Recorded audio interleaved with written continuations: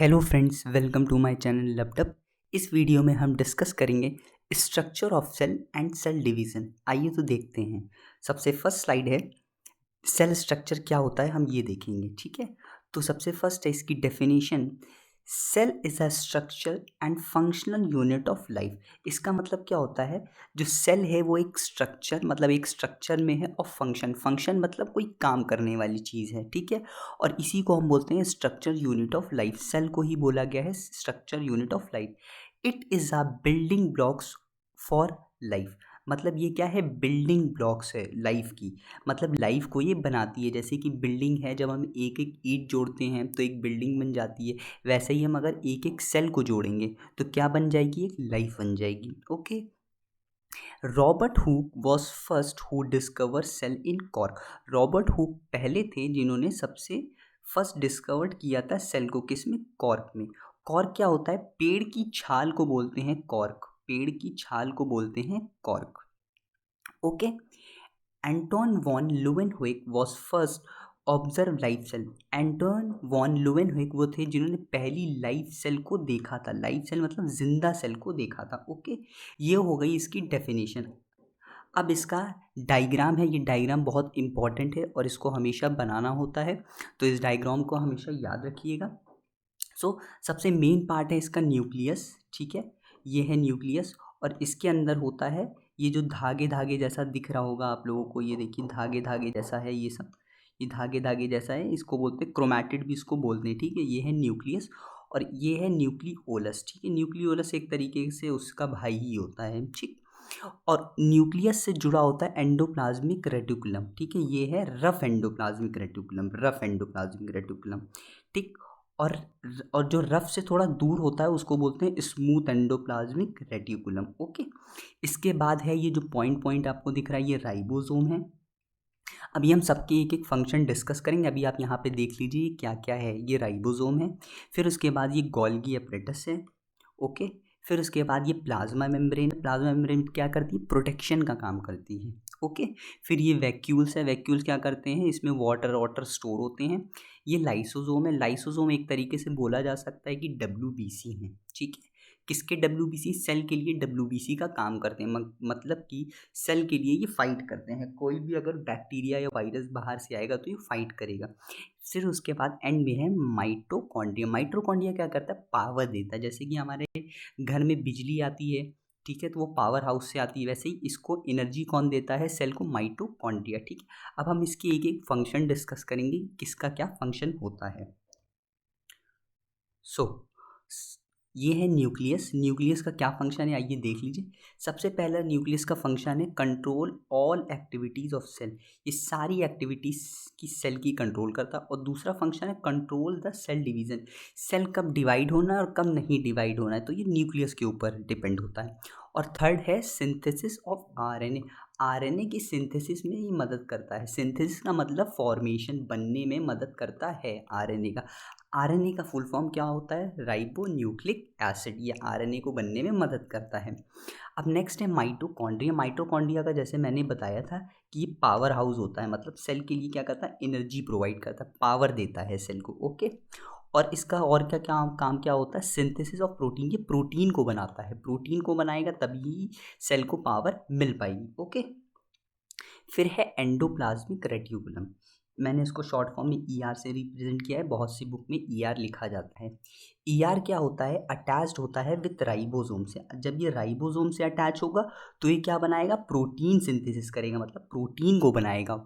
और जब ये राइबोसोम से नहीं अटैच होगा, नॉट अटैच विथ राइबोसोम, जब ये राइबोसोम से नहीं अटैच होगा तो ये क्या करेगा, स्टेरॉइड बनाएगा। ये चीज़ याद रखने वाली है। ठीक है, जब राइबोसोम से अटैच होगा तो क्या बनाएगा, प्रोटीन बनाएगा। और जब राइबोसोम से नहीं अटैच होगा तो स्टेरॉइड बनाएगा। ओके, नेक्स्ट है गोल्गी एपरेटस। गोल्गी एपरेटस क्या करता है, सिंथेसिस करता है। किसका सिंथेसिस करता है, मतलब फॉर्मेशन करता है। कार्बोहाइड्रेट को बनाता है और बहुत सारी कॉम्प्लेक्स प्रोटीन को भी ये बनाता है। ओके, अब नेक्स्ट है राइबोसोम। राइबोसोम का काम सबसे मेन है कि वो प्रोटीन का बनता है। राइबोसोम में क्या बनते हैं, प्रोटीन्स बनते हैं। राइबोसोम का काम है प्रोटीन बनाना। ओके, लाइसोसोम का काम है लाइसोसोम क्या होते हैं? फैगोसाइटोसिस होते हैं। क्या होते हैं? फैगोसाइटोसिस। फैगोसाइटोसिस से आप क्या समझते हैं? जैसे कि हमारी बॉडी में क्या होता है? WBC होता है, वाइट ब्लड सेल, वो की क्या करते हैं? फाइट करते हैं। ठीक है, अगर कोई भी बैक्टीरिया या वायरस हमारी बॉडी में आता है तो वो फाइट करते हैं। वैसे ही सेल में क्या होता है? फैगोसाइटोसिस। फैगोसाइटोसिस मतलब अगर कोई भी बैक्टीरिया या वायरस सेल के अंदर आएगा तो ये क्या करेगा? लाइसोसोम उसको खा जाएगा, लाइसोसोम उसको खा जाएगा। तो फैगोसाइटोसिस उसको बोलते हैं अगर कोई बैक्टीरिया वायरस हमारे सेल के अंदर आएगा तो उसको खा जाना, इंगल्फ कर लेना। ठीक है, इंगल्फ बोलते हैं। इंगल्फ मतलब उसको अपने अंदर खा लेना। ठीक, तो लाइसोसोम क्या करता है? एक तरीके से WBC का काम करता है। ठीक है, फाइट करता है सेल के लिए। देन है वैक्यूल्स। वैक्यूल्स क्या करता है? वाटर को स्टोर करता है और जितने भी वेस्ट होते हैं उनको स्टोर करता है। एंड में है प्लाज्मा मेम्ब्रेन, जो सबसे बाहर वाली लेयर होती है, उसका क्या काम है? एक तो वो प्रोटेक्शन का काम करती है और दूसरा क्या सेल में आएगा और क्या सेल को छोड़ के जाएगा। Control what enters and leave in the cell, मतलब कौन सेल के अंदर आएगा और कौन सेल के बाहर जाएगा, ये प्लाज्मा मेम्ब्रेन का काम होता है। ओके, अब हम लोग ने सेल स्ट्रक्चर पढ़ लिया, अब हम पढ़ेंगे सेल डिवीजन। सेल कैसे डिवाइड होता है, ये बहुत इंपॉर्टेंट टॉपिक है। ओके, तो सबसे फर्स्ट है इसकी डेफिनेशन। तो इसकी डेफिनेशन क्या कहती है? सेल डिवीजन हो या सेल मल्टीप्लिकेशन हो या सेल रिप्रोडक्शन, ये तीनों एक ही नाम से जाने जाते हैं। इसमें क्या होता है? ये एक प्रोसेस है। कैसा प्रोसेस है? In which the daughter cell is formed. Daughter cell क्या हो रही है? बन रही है from parent cell. Daughter cell का मतलब यहाँ पे है कि सेल, जो डॉटर वर्ड यूज़ किया गया, मतलब कि सेल का फॉर्मेशन हो रहा है। ठीक है, किससे फॉर्म हो रही है? अपने पेरेंट सेल से, मतलब अपने माता पिता से बन रही है। डॉटर सेल बन रही है, किससे बन रही है? अपनी पेरेंट सेल से बन रही है। ये होता है सेल डिवीजन। और during the cell division, the cell division of cell, मतलब सेल का डिवीजन जब होता है तो क्या होता है? DNA रेप्लिकेट होता है। रेप्लिकेट का मतलब फोटो कॉपीज बनती हैं। जब DNA बनेगा तभी तो सेल डिवाइड होगा। ठीक है, और सेल की क्या होगी? ग्रोथ होगी। सेल की ग्रोथ के लिए DNA रेप्लिकेशन होता है। जब सेल बढ़ेगा तो DNA रेप्लिकेशन होना ज़रूरी है। ओके, अब इसका डायग्राम देख लीजिए कि कैसी ये डिवाइड होती है। सबसे फर्स्ट फेज़ है G फेज़। ठीक है, इसमें क्या होता है? सेल ग्रोथ होती है। उसके बाद है S फेज़। S फेज़ का मतलब सिंथेसिस फेज़। ओके, फिर उसके बाद है G2 फेज़। ठीक, और उसके बाद माइटोसिस डिवीज़न होता है। क्या होता है? Mitosis division. माइटोसिस डिवीज़न में भी पार्ट है। फर्स्ट है प्रोफेज, सेकंड है मेटाफेज, थर्ड है एनाफेज, फोर्थ है टीलोफेज। ये अभी हम सब एक एक करके डिस्कस करेंगे। ओके, तो सबसे फर्स्ट हम लोग देखेंगे G1 और G2 phase. G1 G2 phase को गैप फेज बोलते हैं। क्या बोलते हैं? Gap phase. जैसे कि आप यहाँ पे देख सकते हैं, ये G1 फेज है। ओके, और ये जो नीचे दिया गया है ये है G2 फेज। ठीक, अब इसमें देखिए क्या होता है। G1 फेज में क्या होगा? ग्रोथ फेज ही। इसमें क्या होगा? सेल बढ़ेगी, ग्रोथ करेगी। ठीक है, और G2 फेज में क्या होगा? Cell continue to grow. Cell तो बढ़ेगी बढ़ेगी, साथ में वो क्या होगा? प्रिपेयर होगी डिवीजन के लिए, मतलब भाग डिवाइड होने के लिए वो बनेगी। ओके, उसके बाद आप लोग देखेंगे एस फेज बीच में जो है। एस फेज का मतलब होता है सिंथेसिस फेज। सिंथेसिस का मतलब कोई चीज़ बनना। अब क्या बनेगा उसमें ये देखना है। ठीक, सिंथेसिस मतलब डीएनए का सिंथेसिस होगा, मतलब डीएनए अब यहाँ पे बनना चालू हो जाएगा। ठीक है, और क्या होगा? Amount of DNA is double, मतलब जो अमाउंट ऑफ डीएनए वो क्या हो जाएगा? दुगना हो जाएगा। पर but the number of chromosome is same, पर क्रोमोजोम का नंबर सेम रहेगा, पर जो डीएनए का अमाउंट है एस फेज में वो क्या हो जाएगा? डबल हो जाएगा। ओके, अब ये है माइटोसिस फेज। माइटोसिस फेज हम एक एक करके डिस्कस करेंगे। ठीक, आइए देख लेते हैं सबसे पहले माइटोसिस होता क्या है। ओके, अब माइटोसिस फेज में जैसे ही हम आए तो क्या हुआ? 46 क्रोमोजोम होंगे जो कि किससे डिवाइड होंगे? माइटोसिस डिवीज़न उसमें होगा। माइटोसिस डिवीज़न में क्या होता है कि दो आइडेंटिकल, जेनेटिकली आइडेंटिकल डॉटर बनती हैं। ठीक है, अभी आपको पता चलेगा कि वो कैसे बनती है, आगे पता चलेगा। और वो आइडेंटिकल डॉटर कौन कौन सी होती हैं? या तो वो स्पर्म हो सकता है, ठीक है, या तो वो ओवरी हो सकती है। ये किससे डिवाइड होंगे? माइटोसिस या मियोसिस बोलते हैं। ठीक है, क्रोमोजोम में डिवाइड होंगे। तो chromosome number is reduce, chromosome का नंबर तो कम हो जाएगा, पर कहाँ पे कम होगा? जब वो अपनी डॉटर सेल में जाएगा। मतलब कि अभी क्रोमोजोम 46 है, लेकिन जैसे ही डॉटर बनेगा तो 23 एक सेल में आ जाएगा और 23 दूसरे सेल में आ जाएगा। ओके, समझ में आए? अभी आप लोग इसका आगे डायग्राम देखेंगे तो ज़्यादा अच्छे से समझ में आएगा। ठीक है, ये इसका डायग्राम दिया गया है पूरा होल डायग्राम दिया गया है। अब आपको पहले डायग्राम में थोड़ा सा समझा देता हूँ तो उससे ज़्यादा है बेटर समझ में आएगा। सबसे फर्स्ट फेज़ होता है प्रोफेज, ठीक है। प्रोफेज में देखिए क्या है कि ये दोनों एक दूसरे से मिल रहे हैं, ये सारे अनकॉइल्ड होते हैं, ये क्रोमैटिड होता है। क्रोमैटिड का मतलब ये जो एक एक धागा होता है, ठीक है। ये धागे क्या होते हैं, पहले कंडेंस होते हैं, एक दूसरे के आसपास आते हैं, फिर क्या होता है ये एक लाइन में, देखिए एक लाइन में आ गए, ये एक लाइन में बन गए, ठीक है, एक लाइन में फॉर्म हो गए। मेटाफेज में ये पूरे लाइन में आ जाते हैं। फिर एनाफेज में क्या होता है, एनाफेज में ये अलग अलग चले जाते हैं, मतलब अपने अपने पोल पे चले जाते हैं। ये अपने पोल पे आ गया और ये अपने पोल पे आ गया, ओके, अलग अलग पोल पे आ गए।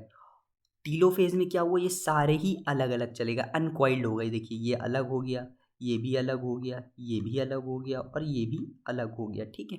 और साइटोकाइनेसिस में क्या हुआ कि दो डॉटर सेल बन गई, दो डॉटर सेल बन गई, ठीक है। अब दो डॉटर सेल में क्या होगा, 23 इसमें होंगे और 23 इस वाले में होंगे, ठीक है। 23 दोनों बट जाएंगे, ठीक है। अब देखिए क्या होता है, ये प्रोफेज है, ठीक। प्रोफेज में देखिए क्या होता है, ये प्रोफेज है, ठीक। प्रोफेज में देखिए क्या होता है, in this stage the chromatin condense into chromosome. ये जो क्रोमैटिड है, ये पतले पतले धागे हैं, ये क्या होगा, एक दूसरे में कंडेंस होंगे, मिलेंगे, ठीक है। फिर क्या होगा, the sister chromatin joins with other and have a centromere. ये सिस्टर क्रोमैटिड क्या होंगी, जाएंगी और एक बीच में सेंट्रोमेयर बनाएंगी। यहाँ पे क्या बनाएंगी, सेंट्रोमेयर बनाएंगी, एकदम सेंटर में आ जाएंगी, ठीक है। इसमें क्या होता है, the nuclear envelope disappear, nuclear envelope खत्म हो जाता है, मतलब न्यूक्लियर में जो न्यूक्लियर के चारों ओर जो सेल होती है वो इसमें ख़त्म हो जाती है, ठीक। अब आता है मेटाफेज। मेटाफेज में क्या होता है, the chromatin are arrange in a linear form. Linear form का मतलब एक लाइन में अरेंज होना। ये देखिए जैसे कि लाइन में अरेंज हो रहा है, दिख रहा होगा, ये लाइन में एक अरेंज हो रहा है, ठीक है। तो लाइन में एक अरेंज हो जाता है, क्या होता है, and attach to the centromere, और क्या होता है, सेंट्रोमेयर से अटैच रहता है। ये देखिए ये सेंट्रोमेयर है, ये क्या होता है, ये सेंट्रोमेयर से अटैच रहेगा, ठीक है। ये भागेगा नहीं इधर उधर, एक लाइन में फॉर्म हो जाएगा। ये कब होता है, मेटाफेज में, ठीक। अब हम एनाफेज देखेंगे। एनाफेज में क्या होता है, in this stage the chromatid moves to opposite pole. Chromatid क्या हो रहा है, अपोजिट पोल पे चला जा रहा है, और जो सेंट्रोमेयर है वो क्या हो जा रही है, स्प्लिट हो जा रही है। स्प्लिट का मतलब बट जा रही है, ठीक। उसके बाद है टीलोफेज। टीलोफेज में क्या हो रहा है, the chromosome is uncoiled. Chromosome uncoiled हो गए, मतलब सारे अलग अलग हो गए, ठीक है, सारे अलग अलग हो गए। तो और उसके बाद क्या हुआ, nuclear envelope is also formed. First वाली स्टेज में जैसे न्यूक्लियर एनवेलप क्या हो गई थी, खत्म हो गई थी, डिसअपियर हो गई थी, लेकिन टीलोफेज में फिर आके वो न्यूक्लियर एनवेलप बन जाती है, ओके। लास्ट स्टेज है साइटोकाइनेसिस। साइटोकाइनेसिस में क्या होता है कि टू आइडेंटिकल डॉटर्स बन जाती हैं और हम ऐसे ही सेल डिवाइड हो जाती है दो में, फिर 2 से 4 बनती है, 4 से 8 बनती है। ये प्रोसेस पूरा चलता रहता है, ठीक है। अब मेरा आप लोगों से एक क्वेश्चन है, ये क्वेश्चन पढ़ लीजिए। Which of the following is phagocytosis in nature. Phagocytosis का मतलब मैंने आपको पहले ही बता दिया था। फैगोसाइटोसिस का मतलब कोई भी अगर बैक्टीरिया या वायरस सेल के अंदर आता है तो क्या होता है, वो उसको खा लिया जाता है, ठीक है। तो इनमें से जो फॉलोइंग नाम दिए गए हैं, राइबोसोम, माइटोकॉन्ड्रिया, लाइसोसोम, ओके, और गोल्गी एपरेटस, इनमें से कौन सी ऐसी चीज़ है जो कि फैगोसाइटोसिस होती है, मतलब जो कि बैक्टीरिया को खा जाती है, okay. Please comment your answer, या फिर आपको इसका आंसर मेरे डिस्क्रिप्शन बॉक्स में मिल जाएगा, या फिर आपको इंस्टाग्राम पेज पर और फेसबुक पेज पर भी मिल जाएगा। लिंक मैंने डिस्क्रिप्शन बॉक्स में डाल दी है। फेसबुक पेज पर और इंस्टाग्राम पेज पर आप मुझे फॉलो कर सकते हैं, जहाँ पे आपको बहुत से MCQs मिलेंगे जो कि आपकी हेल्प करेंगे आपके कंपटीशन एग्ज़ाम के लिए। And if you like this video please share and subscribe.